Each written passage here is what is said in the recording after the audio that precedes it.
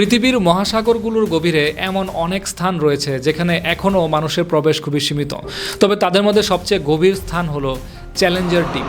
এটি প্রশান্ত মহাসাগরের মারিয়ানা ট্রেঞ্চে অবস্থিত এবং বর্তমানে পৃথিবীর সবচেয়ে গভীরতম জায়গা হিসেবে পরিচিত।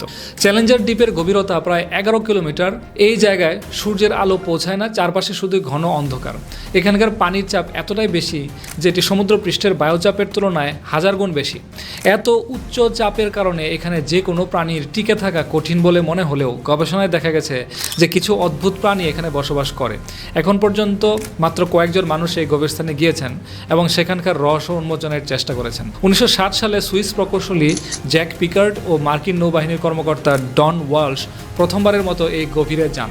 এরপর 2012 সালে বিখ্যাত চলচ্চিত্র নির্মাতা জেমস ক্যামেরন একাই একটি বিশেষ সাবমেরিনে করে চ্যালেঞ্জার দ্বীপে পৌঁছান। এখনও এই জায়গাটি গবেষকদের কাছে একটি বিস্ময়।